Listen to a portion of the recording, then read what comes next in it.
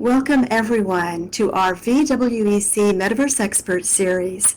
We're glad to see you here and have you join us for today's very interesting presentation and discussion. For those of you that are new, you can see our website, vweconsortium.org. You can find VWEC on many social media channels. Here's a link tree that has all of them listed. After our presentation, we may move over to the deck for a more informal conversation and a social time for those who are able to stay.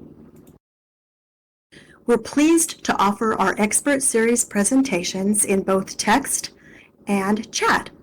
Text, for anyone who may not be using voice, is shared on our YouTube live stream. Speaking of signs here at the deck, we'd like you to know we're interested in finding out how you found us and our events. So you can see our survey plant. Click it. It has a quick survey. That's a great help to us. And if you'd fill that out, feel free to send along any comments that you have. We would like to thank you all for joining us for this very interesting presentation today.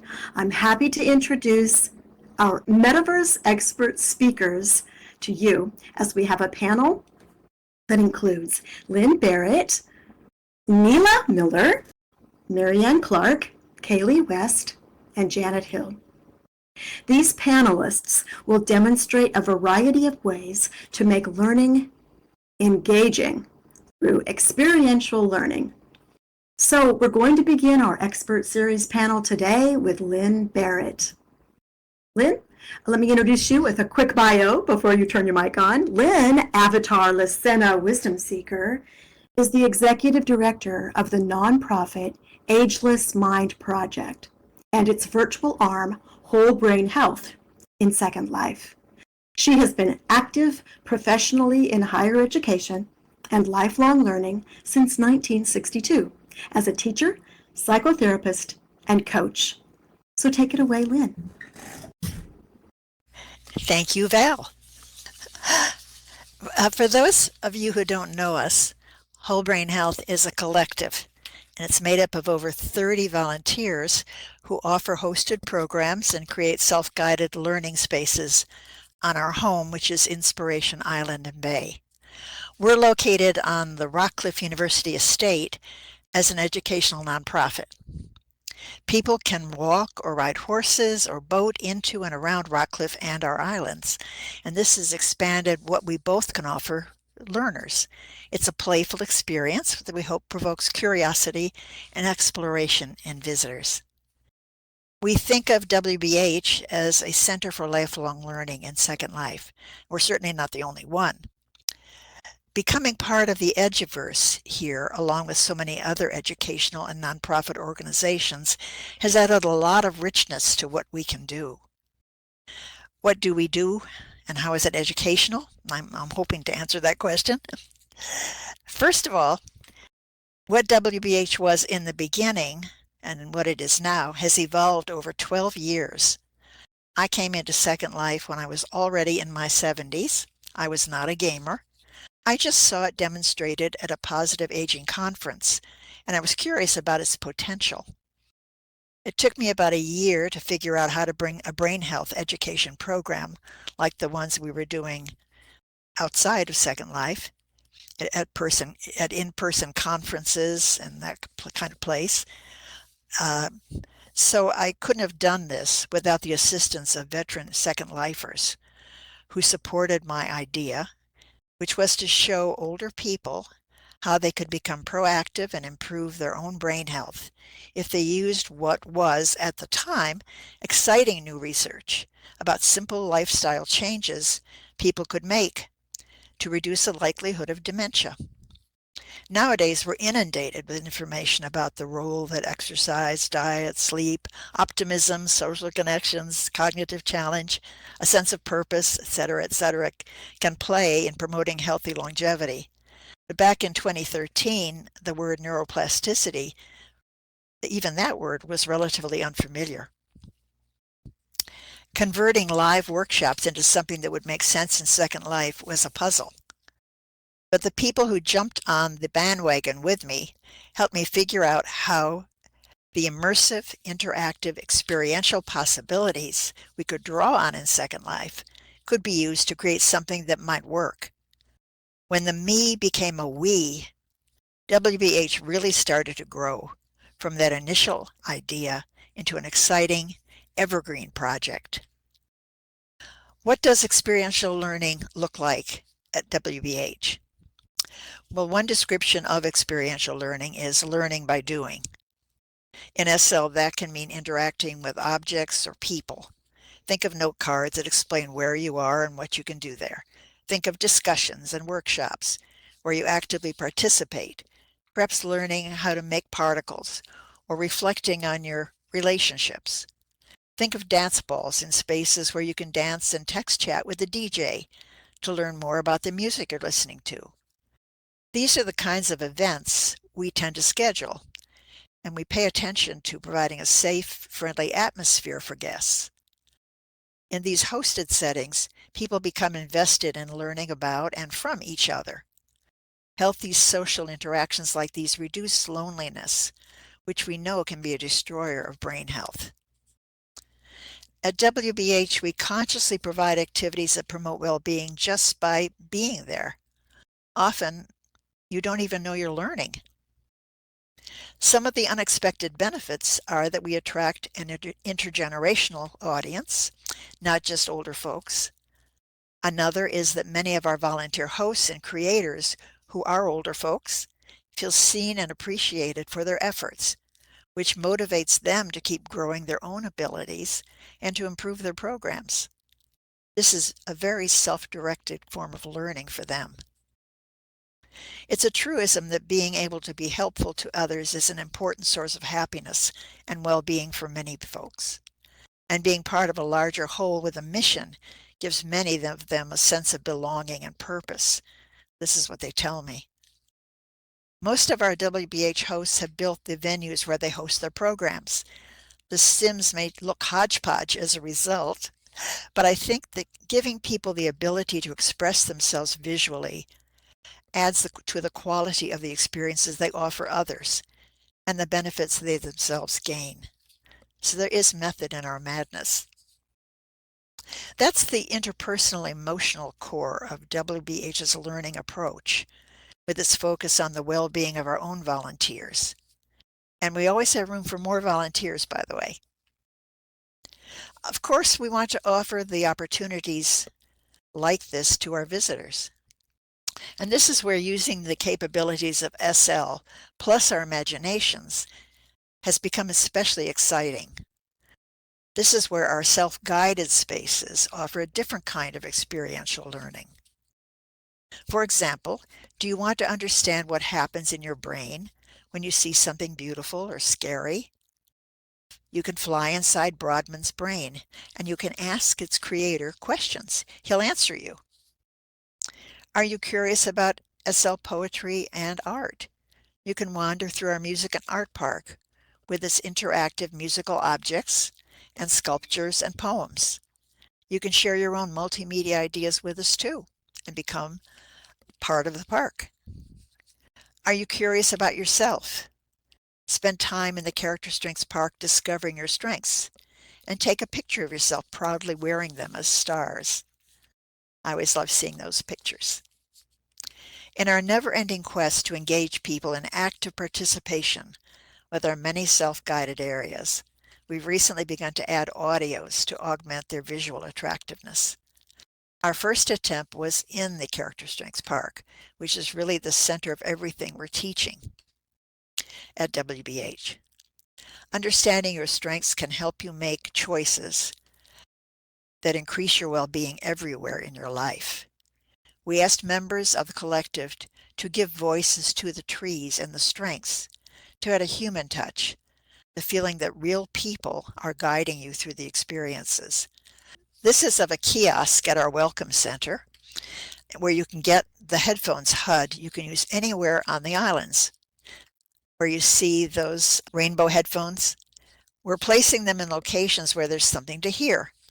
For example, in Savannah's Africa area, you can listen to her explain what you can do there and guide you. One of the virtue trees in the park.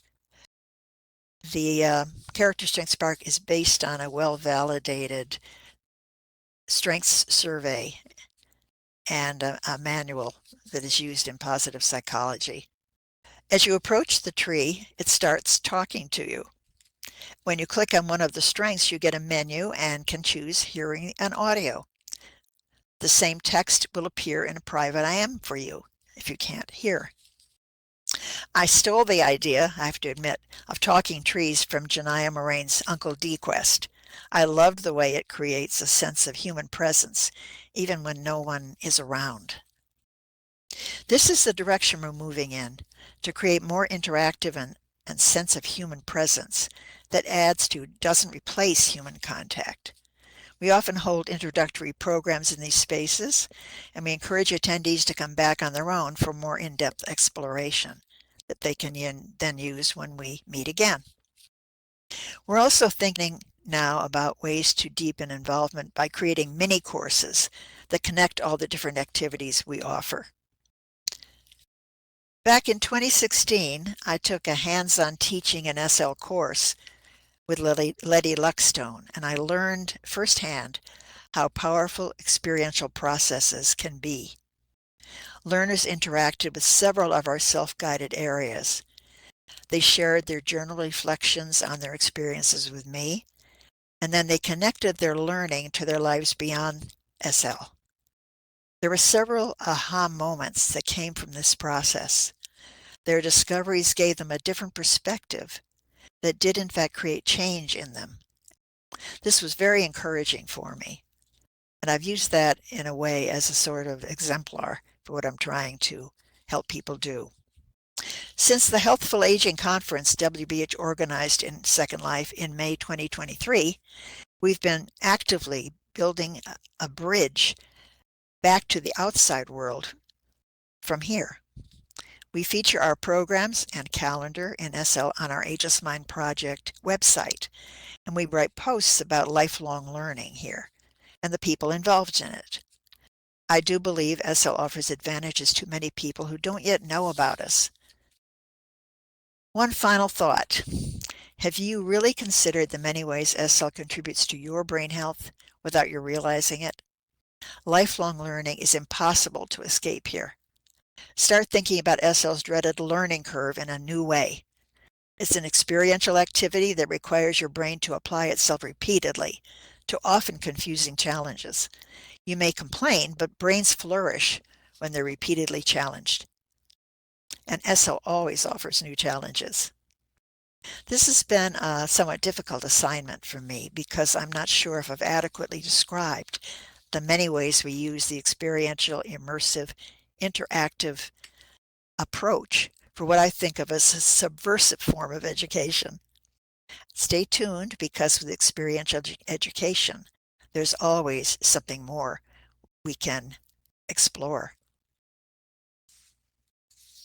Thank you so much, Lissena. And yes, you explained it well, that experiential activities are learning by doing. They're active and using your senses. You're involved. That was very inspirational. And our next panelist is Marly Milena. Marly is Niela Miller, avatar Marly Milena. She has an MS in Education and Communications, and she combines an extensive background in education, many arts and humanistic psychology to design and implement a variety of programs in Second Life and elsewhere. Her driving inspiration is creative process in a variety of mediums and forms. So Marly, I'll turn the mic over to you. Thanks, Val. Hello, everyone. I'm a creative eclectic by nature. As Val was saying, I combine many arts, such as composing and playing music. I create mixed media art. I do designing. I write. And I've done a lot of theater arts with humanistic experiential psychologies and with education. That includes years of teaching, training, consulting, course development, and facilitation in academic, adult education, and organizational settings. I've always been driven by creative expression and inspired by the creative processes of people, whether as individuals for self-development or as leaders, facilitators, or educators working with groups and organizations as potentials for possible exploration in virtual worlds. And after doing a lot of innovative stuff in the physical world, I brought my experience, interests, and skills to Second Life in 2007. I developed a way of using the build technology symbolically and metaphorically rather than immersively, and I call it symbolic modeling, or SymMod for short. So what exactly is symbolic modeling? It's a process where people create representations, not of buildings or landscapes, but of themselves, their ideas, values, feeling states, decision-making processes. We're using the build technology as a canvas for the invisible. Here's how it works. Someone accesses a geometric shape from the available tools and begins editing it, stretching, coloring, rotating, combining, to create a metaphorical representation of whatever we're exploring. Maybe it's a career decision they're wrestling with, or a feeling they can't quite name, or a value they want to understand more deeply, or a literary character. But here's where Gestalt psychology comes in, and this is crucial. We give that object a voice. We apply Gestalt awareness techniques where the person dialogues with their creation. The object speaks back to them. What starts as a simple shape, or maybe several shapes, becomes a conversation partner that can reveal insights that thinking and talking alone simply cannot access. And we pay attention to the body at the computer too, because even in a virtual space, our physical responses give us information. New learning happens, perspectives shift, insights emerge that surprise even the creator. Let me walk you through what this process looks like with a visual example I'll share. Here you can see someone's creation. They were exploring a feeling state they were experiencing. Notice how they used the building tools to create something that represented their internal experience. They combined shapes, chose specific colors, created textures and spatial relationships. The key to SymMod is what happens next. Using Gestalt psychology techniques, I guide the person to step into different roles related to their creation. They might speak as the entire creation. I'm this feeling you've been carrying around, etc. Or they might become specific parts of what they built. I'm a spear going through a board, or I'm a board obstructing your progress. Sometimes they dialogue between different elements they've created or between themselves and their creation as a whole. The person moves fluidly between being the observer of their symbolic representation and becoming various aspects of it. Sometimes we shift the perspective by having the builder be in different spatial relationships to the build, like inside it or on top of it. You can see she's on top of this board that was at first an obstruction and then became a platform for seeing much further than she was used to seeing. Through this process of embodying their symbolic creation, insights emerge that wouldn't surface through traditional discussion alone. They discover connections, recognize patterns, and gain new perspectives on their experience that thinking and talking alone simply cannot access. This process works powerfully with individual students and clients, but also with groups. I've used it to help people explore everything from learning blocks to leadership styles to creative processes.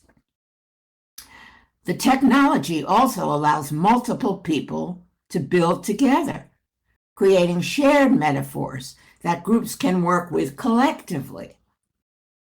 What makes this especially valuable is how it bypasses the limitations of purely verbal processing.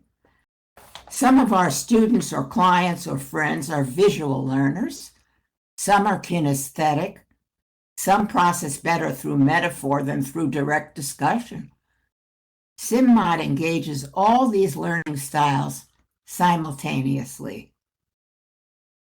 Whether you're working with a person who can't articulate why they're struggling, or helping a group understand team dynamics, or supporting someone through a major life transition, having them build their experience symbolically opens doors that traditional dialogue often cannot. I've created many videos demonstrating SimMod in education and in creative endeavors and in personal growth. And Val can share that YouTube link with you in the chat. But what I want to leave you with is this. We have this incredible creative technology at our fingertips in Second Life. Yes, we can build classrooms and simulate real-world experiences, but we can also build the invisible, the feelings, the ideas, the values, the processes that live inside our students, colleagues, friends, and ourselves. That's where the real experiential learning happens, when we give form to the formless and let it teach us what we didn't know we knew. Now, if you want to experience this directly, please come to my SimMod session tomorrow for the experience. And Fran, who I think is here, can, if you're interested, contact Francisco Koolhoven, who can give you the information sheet or the landmark. Thanks for listening. Thank you, Marly. Symbolic modeling is such a powerful tool, utilizing the virtual world and building in 3D for metaphors. Great process that you've shared with us today. And our next panelist will be Max. And so let's move on to Marianne Clark, avatar Max Chatnoir. Max has taught biology for about 50 years, mostly at Texas Wesleyan, before retiring in 2022. She entered Second Life back in 2004, looking for an immersive place to teach biology online. And eventually, she moved to what is now Genome Island. Marianne believes you don't need to be an expert builder or a scripter. You just need to want to share the world in your mind with others. So Max, I'll pass the mic to you. Thank you, Val. I first came into Second Life about 20 years ago with the intention of using it as a teaching environment. Playing World of Warcraft with my husband had convinced me that virtual worlds were an enchanting educational resource, and I wanted to create a virtual laboratory environment for teaching biology. Just to see what was possible, I started with a cell model and Mendel's garden and molecular tower that you can see in the picture here. And when I ran out of space in my parcel on the mainland, I moved to a full sim. And finally, I started bringing classes into Genome in 2007. Genome includes several different kinds of learning environments. One thing you won't find is a lecture hall, although I do have an office on the first floor of the tower. There are spaces for group discussions, and there is a theater for formal presentations. But most of Genome is a discovery space, where visitors can find information about various genetics-related objects, and students can see how science emerges from observation and from hypothesis testing.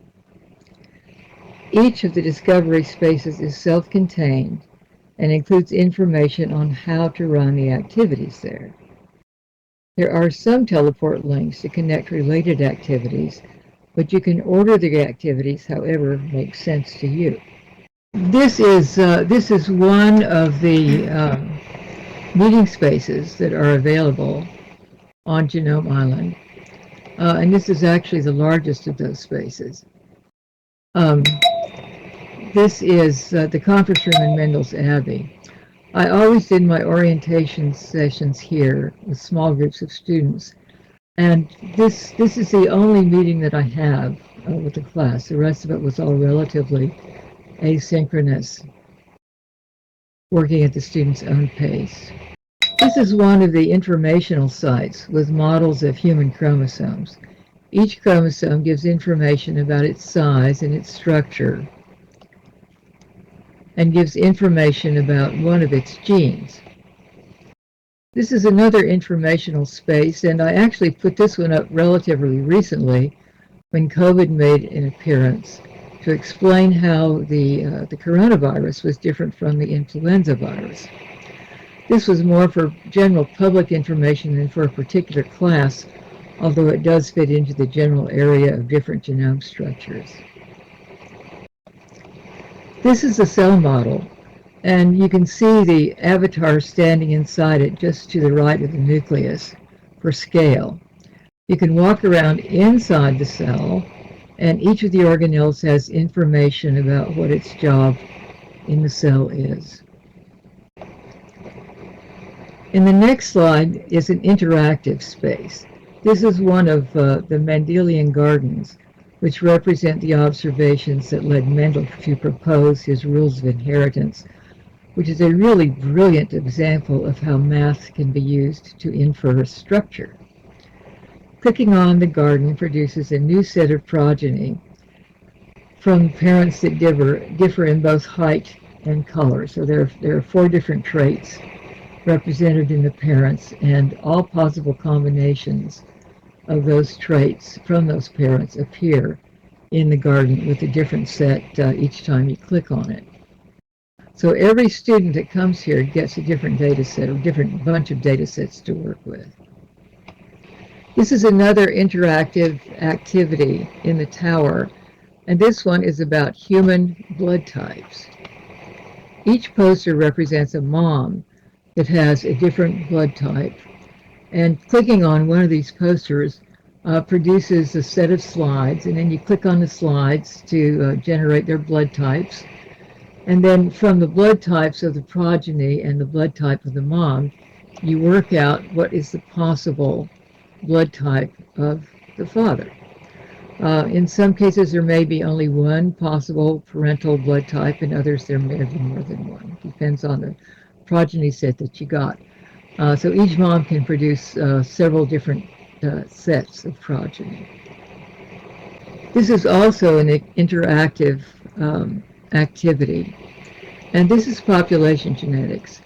So what you can do here is select a background color, and then against that background you produce a bunch of moths, either black or brown, and this is a reproduction of the famous Kettlewell experiment. And then you bring up a bunch of birds that then start preying on the moths, and their probability of killing off the moth depends on both the color of the moth and the color of the background. And this shows you several different time points in the experiment and how the population of moths has changed at each time point. And you can run these as long as you like, but I usually run them for about 15 minutes. This is the project terrace, where students can present what they have found out about a gene that they have chosen. And sometimes they'll choose a gene which is they have interest and variants of in their family. Sometimes they may choose an animal gene. So they pick whatever gene they want, and then they do a presentation on it in a brief slideshow. And the discussions about these presentations can occur either sort of live, where both the presenter and the people that are looking at the slides are there at the same time, and they can converse about questions. But also, and this we actually went to during COVID, you can put both the questions and the possible answers asynchronously on a discussion board in whatever learning management system your university is using. And then finally, this is just the responses of a few students to a question that I ask, one of the questions that I ask at the end of the class, which is, do you see Genome Island as a game? Do you see it as a classroom? And these are the students' answers. One of them says, Genome Island is more of a classroom in my opinion, because when I go there, I feel like I'm stepping into a classroom. Plus the fact that the teacher is there makes it seem more structured, like a classroom environment. Another says, Genome Island is an environment that is a combination of a classroom and a laboratory and a great game. However, the labs surrounding the learning materials help enforce learning. The whole island is a big game to me that I very much enjoy. And then another student says, Genome Island is a new and different type of environment. It is way more mentally challenging than any game I have played. Not quite as formal as a classroom and a very controlled laboratory. And then the last one there says, well, it's all of the above. It functions like a video game, though, which is not so great for people like myself who are video game challenged. So not everybody loved working in this environment, but most of the students that I taught over the years did. That's it. I'm done. Wow, thank you, Max. How exciting to be able to interact with science concepts and not just look at pictures in a book, like entering a cell. I mean, it's amazing what you can do in a world like Second Life. That was great. I kind of think of Genome Island as a gallery of my brain of what I'm thinking about genetics. Great analogy. That was wonderful. And next, I love the diversity of our panel. Next, we're going to hear from Kaylee West and see other ways that you can experience learning immersively. So Kaylee, I'll give the mic to you. Okay, thank you very much, Val. I have to apologize for the volume and clarity of my voice. It's very early here in the morning. Everyone's still asleep, so I have to speak fairly quietly. Okay, so thank you, Val. Since the age of 16 years old, I have maintained that habit of working out with weights 3 times a week. Clearly, I'm not 16 anymore. Apart from my late teens and early 20s, when I would go to commercial gyms to work out, most of the time I have used a range of weightlifting and other equipment that we have in our own home. One day, 16 years ago, when my then 8-year-old daughter was playing a Wii Fit game that involved walking around a virtual island, at the time the graphics by modern terms were fairly basic, but the environment of the island, the virtual island, was pleasant, with a variety of locations to move through as you walk. Walking with the Wii Fit was achieved by swinging one's arms while holding the Wii controller. The idea was to swing your arms while you walked in place. On this particular day, my daughter decided to jump onto a treadmill that we had in the same room to walk around the virtual island. I immediately saw the potential for doing the same thing in Second Life, as there were or are many gorgeous environments available that would be fun to walk around. For me, the added bonus of doing this in Second Life was that you could walk together and chat with friends in other locations, thus adding a social dimension to the physical activity. In particular, it struck me that people living in the Northern Hemisphere might find this approach attractive during the long, cold winters they experience every year. especially on the days when they were snowed in. In subsequent years, I did see one implementation of this approach taken by an open sim user and region owner using, I seem to recall, a piece of software on a cell phone to propel the avatar forward. Unfortunately, this development seemed to disappear as I never saw any further information about it again.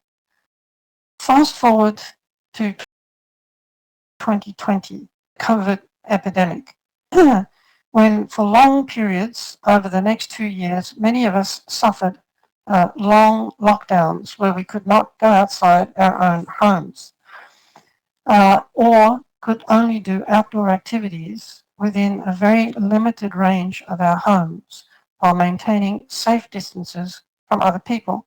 By this time, I had spent some time exploring and learning about the multi-user VR platform called VR Chat. Like many people, I find walking on a treadmill, usually as a warm-up for doing weights, extremely boring. I suddenly remembered what my daughter had done with the Wii Fit game many years before and decided to try walking around some of the beautiful environments in VR Chat. With a few adaptations to ensure that I kept my balance on the treadmill with a headset on, this became a regular part of my exercise routine during the pandemic lockdowns and continues to this day. So, wanting to do more than just walking in these environments, I began thinking about what other forms of exercise I could incorporate while wearing a headset, or in the case of SL, while staying near my computer. My underlying principle was that the exercise had to be viable while in a headset or watching the screen of my computer for SL, and any equipment had to be cheap and easy to use. So the equipment shown in this slide are examples of inexpensive equipment that can facilitate a wide range of aerobic and weight-bearing or resistance exercises.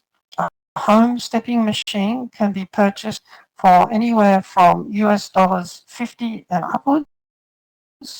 Exercise resistance bands likewise can also be purchased for 50 US or less, and a mechanical treadmill, as against an electric one, can be purchased for $150 US and above. So all of the equipment that I've chosen and the equipment that I use is all, relatively speaking, very inexpensive.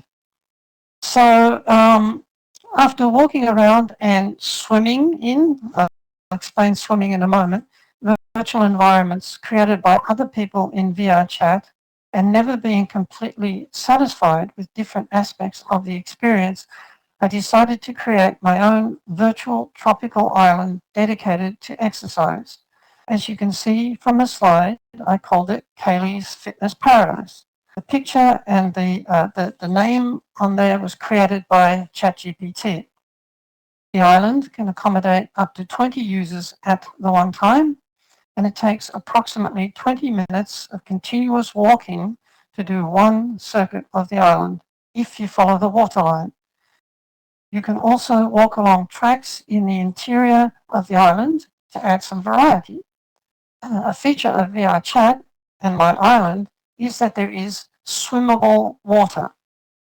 Moving through the virtual water is achieved by holding your controllers and making a swimming movement, thus exercising your shoulders and back. In VR Chat, a range of exercises can be performed combining moving in the virtual environment and using the previously mentioned equipment in real life. I designed a series of exercise stations that are placed around the island and include walking on a treadmill or a stepping machine, using resistance bands to do swimming and shoulder and arm exercises, so working biceps, triceps, doing squats while holding on to the back of a chair or something similar, and doing push-ups on the floor. So what I've done is I've placed a series of stations with particular exercise on the stations and an explanation of how to do it. So the idea of the exercise stations is to enable users to design their own exercise routine by incorporating all or some of the exercises described on each of the stations. For myself, some days I will do a circuit around the island walking on my treadmill, and then once warmed up, I will go into my garage and do weightlifting. On other days, to add variety, as I walk around the island, I stop at different exercise stations and might do a shorter or longer swim depending on the location. Or I might do both, and it's very good for working shoulder muscles. Or I will combine walking, swimming, and squats as I move around the island. Other times I will do a walk and a swim to warm up, and then use the exercise bands, the resistance bands, to work my shoulders and biceps. Sometimes I don't feel like putting on my VR headset and prefer to do a workout warm-up in Second Life, where I have more friends. There are a number of virtual gyms in Second Life with a wide range of virtual equipment to simulate real world equipment. Often a workout for me will consist of 15 minutes of walking on my home stepper, very good for thighs and glutes to warm up, while I'm walking on a virtual treadmill in the gym in Second Life, and then either do rowing exercises to strengthen back muscles by using the resistance bands in real life and then sitting on the rowing machine in the virtual gym in Second Life, or using the bands to do shoulder exercises or doing push-ups on the carpet next to my computer, and again, simulating those exercises in Second Life. Squatting is another exercise that can be done while looking at the scene in the virtual gym and even chatting with friends via text or voice chat. Most gyms in Second Life will also have music playing, and you can pull up, or you can pull up your favorite tunes on your computer via YouTube, Spotify, and so on. Seeing the virtual equipment and seeing others working out while listening to music can provide a certain amount of motivation and give you a sense of being together with others without all the inconveniences of going to a commercial gym. It's also potentially a lot cheaper in the long run. Okay, so that's it. Thank you. Thank you, Kaylee. And I think I forgot to tell you all that Kaylee West teaches Chinese language and culture at Monash University in Melbourne, Australia, and created Chinese Island in Second Life. Kaylee's created experiential learning processes in Second Life, Kaylee, and in other VR spaces, such as she mentioned, VR chat.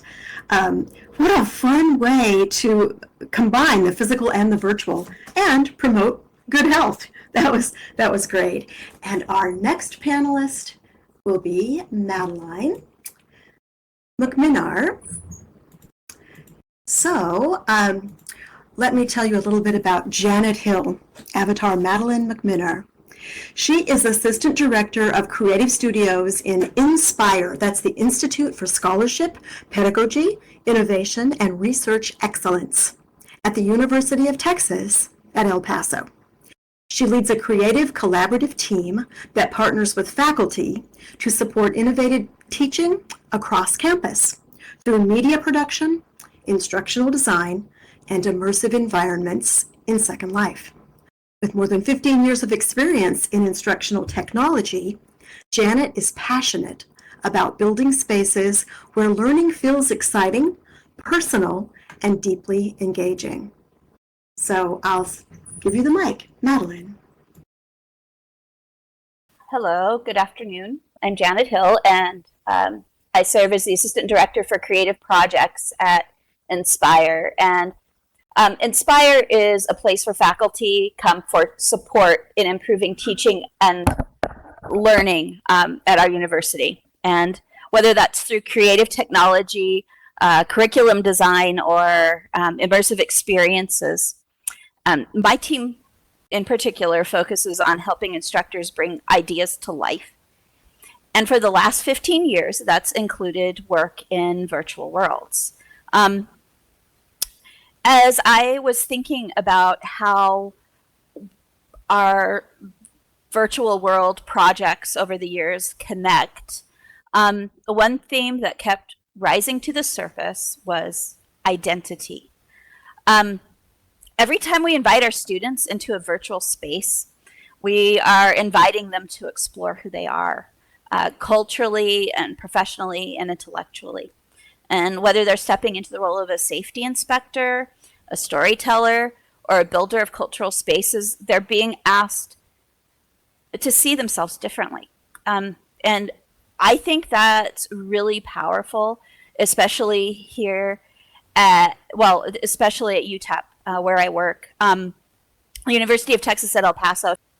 It's an Hispanic serving institution, and many of our students are first generation or come from immigrant families, and helping them to connect who they are while imagining who they can become is the heart of what makes the virtual experiences meaningful, and is also very much about what UTEP is about.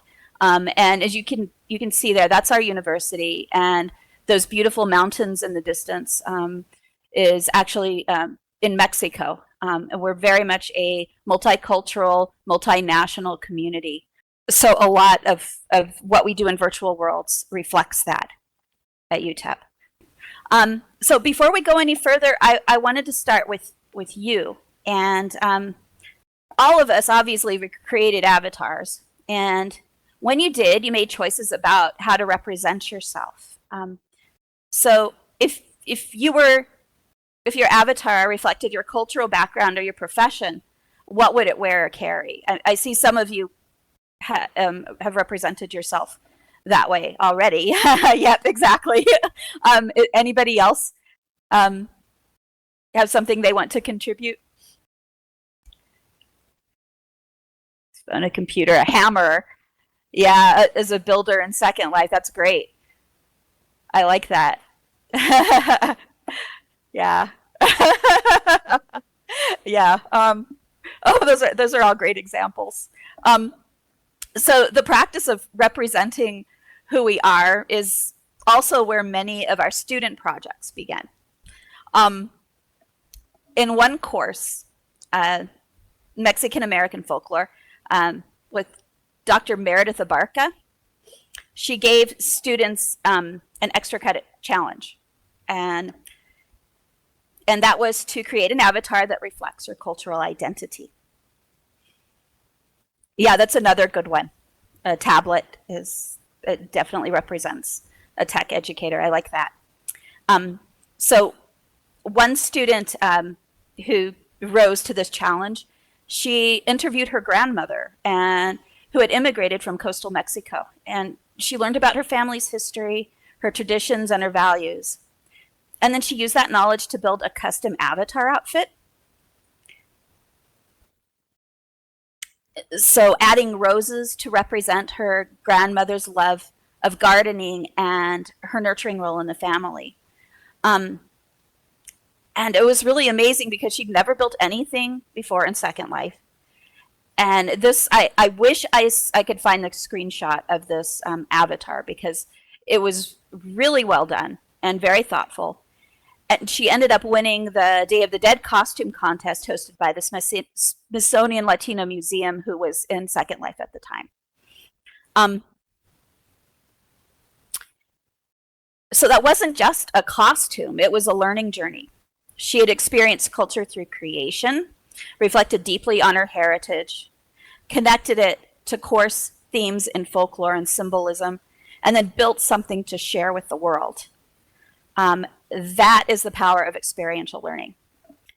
All right, so Kolb's model of experiential learning is at the heart of what many instructors who are aiming for when they come to us with ideas for virtual world projects. It's a cycle that includes 4 key phases.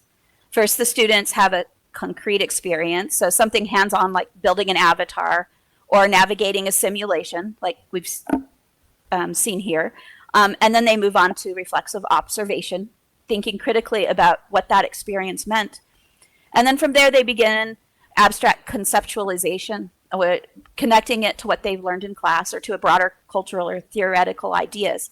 And then finally, they enter active experimentation, where they apply what they've learned in a new way. So when students in a folklore class create an avatar that reflects their heritage, or when, as you see here, an engineering student inspects a construction safety site, that's Kolb's cycle in motion. They're doing, reflecting, connecting, and creating with a purpose.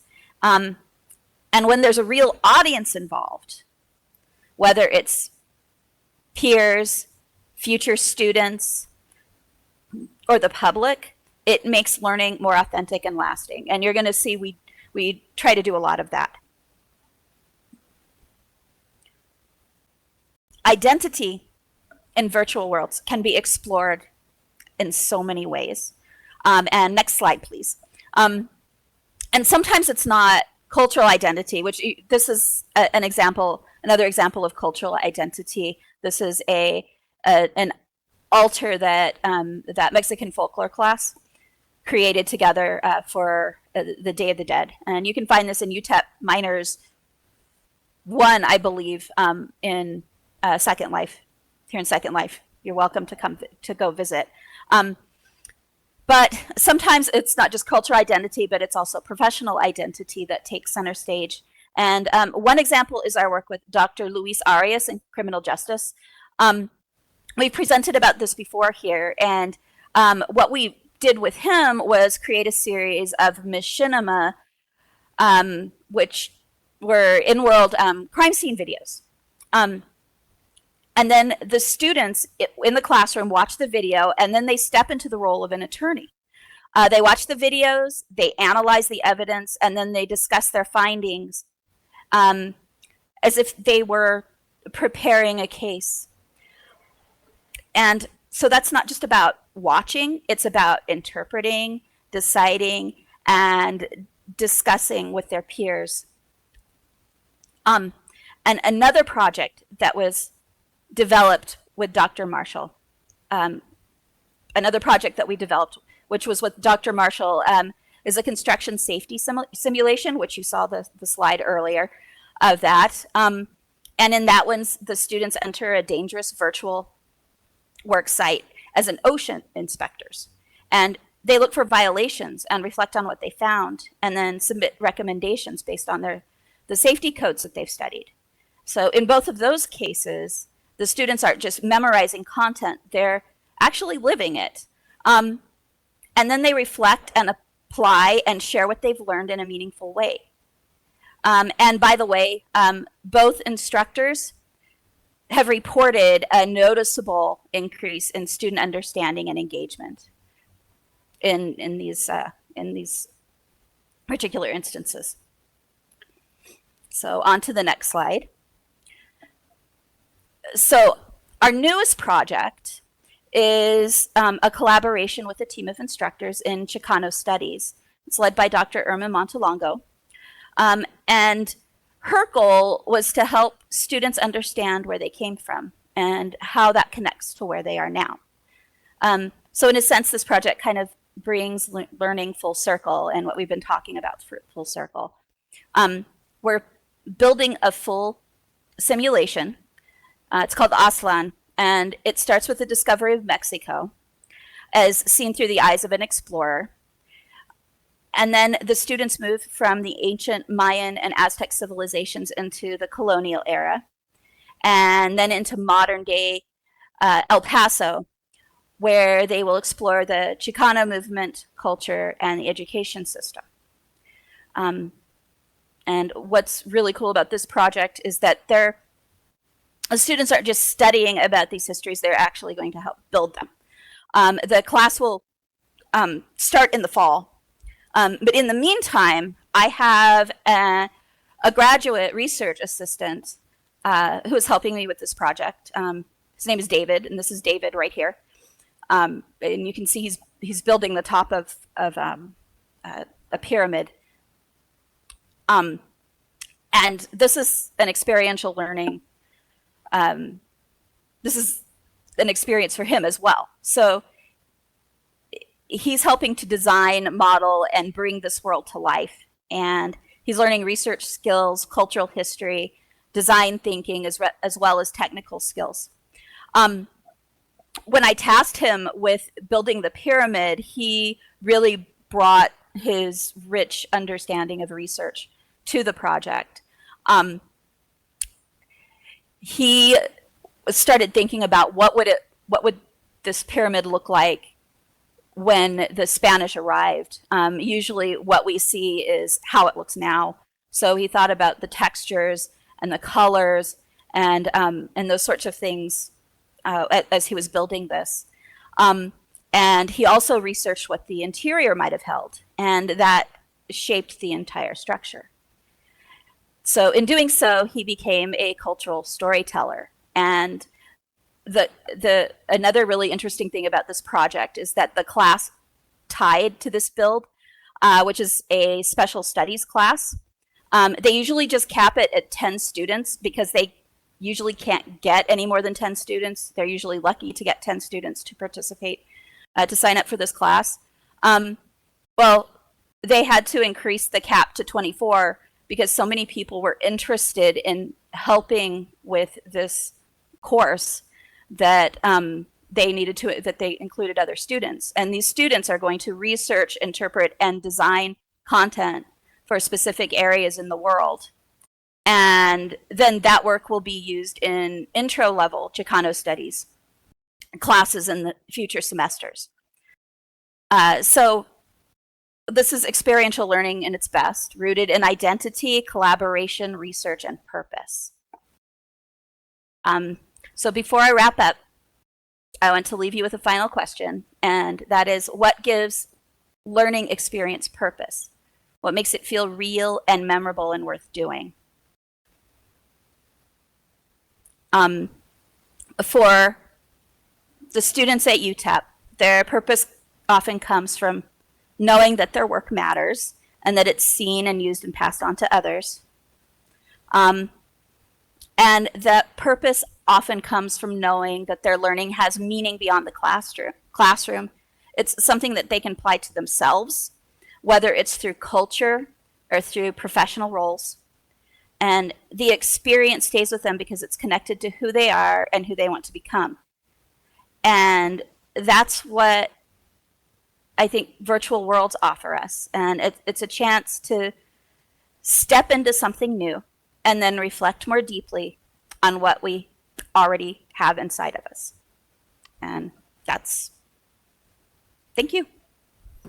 Thank you. I'm so glad, Madeline, that you talked so much about digital identity, because it's really the foundation of digital citizenship. And you really dug into that concept. What a diverse panel. We had so many cool ideas about building in 3D purposefully and experiencing learning. That was great. So thank you for sharing with us today. I think you showed us examples of how experiences that can't be done in the physical world can be done here in engaging ways. So I know we're at the top of the hour. I'm going to wrap this up, and then those of you that want to stay for discussion, feel free. In closing, I want to thank everyone for coming, and remind you that there's a recording on our YouTube channel. Here's the link to our channel. If you want a copy of the slides, later they will be on the board at the side of the fireside deck. You can look for a sign that has this presentation on it. We'd like you to know that we welcome new volunteers to connect and collaborate with us here at VWEC. It's open to anyone interested in teaching and learning in virtual worlds. You don't need to be a student or an educator. You can be a lifelong learner. Our next expert series will be Bruce Gross, also known as Cooper Swizzle, right here on the deck, Friday, June 27th at 1 o'clock. To see all of our events, you can find the calendar here in the chat, our YouTube channel, as well as our social media. Going through those links quickly for you. We're on Discord. If you are interested in volunteering, you can contact me, Valibrarian Gregg, Ellie Pinion, or Sue Moon Magic, the leader of the Info Center. And we may walk to the deck for those of you that would like to stay and have a conversation with our amazing panelists. Let's give them a round of applause. I loved the diversity and perspectives on experiential learning.